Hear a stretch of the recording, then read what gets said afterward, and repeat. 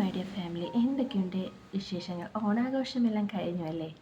ഇനി നമുക്കൊരു ഫിഷിൻ്റെ റെസിപ്പി ആയാലോ?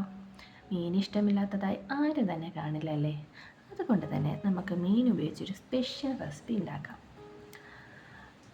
ഞാനൊരു ചെറിയൊരു സവാള എടുത്തിട്ടുണ്ട്. ഞാൻ 3 കുഞ്ഞു മീനാണ് എടുത്തേക്കുന്നത്. നമ്മുടെ അയലയും കൊഴിയാളിയും.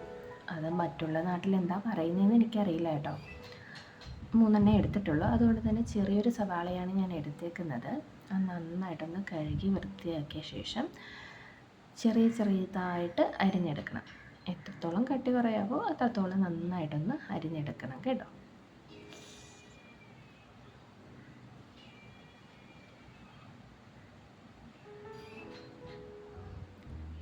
അതെല്ലാം അരിഞ്ഞ ശേഷം ഞാനൊന്ന് ഒരു പാത്രം വയ്ക്കുന്നുണ്ട്. ആ പാനൊന്ന് ചൂടായിട്ട് വരുമ്പോൾ നമുക്ക് എണ്ണ ഒഴിച്ചു കൊടുക്കാം. ഞാനിപ്പോൾ ഇവിടെ ഒഴിക്കുന്നത് നമ്മുടെ നാടൻ വെളിച്ചെണ്ണയാണ്. അതാകുമ്പോൾ കുറച്ച് മണവും രുചിയും കൂടുതലായിരിക്കും. നമുക്ക് ഏത് എണ്ണ വേണമെങ്കിലും യൂസ് ചെയ്യാം കേട്ടോ. എണ്ണ ഒന്ന് ചൂടായി വരുമ്പോൾ നമുക്ക് കടുക് പൊട്ടിച്ചു കൊടുക്കാം.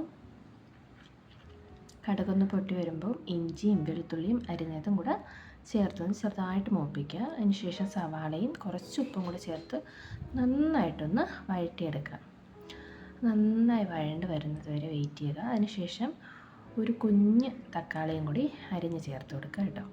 നന്നായിട്ടൊന്ന് വഴന്ന് വന്നിട്ടുണ്ട്. അതിലേക്ക് നമുക്ക് നമ്മുടെ മസാലപ്പൊടികൾ ചേർത്ത് കൊടുക്കാം.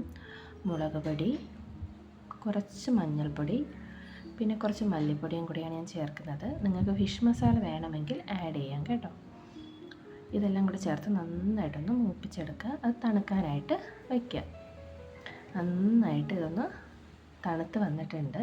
അത് നമുക്കൊരു മിക്സിയുടെ ജാറിലേക്കിട്ട് നന്നായിട്ടൊന്ന് അരച്ചെടുക്കാം. നന്നായിട്ടൊന്ന് അരഞ്ഞിട്ടിട്ടുണ്ട്.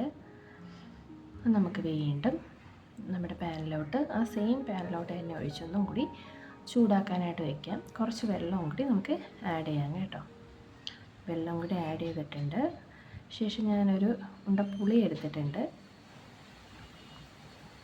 നന്നായിട്ടൊന്ന് ഞാവിടി പിഴിഞ്ഞ് അതും കൂടി പുളിച്ചാറും കൂടി നമുക്ക് നമ്മുടെ കറിയിലോട്ടൊന്ന് ചേർത്ത് കൊടുക്കാം.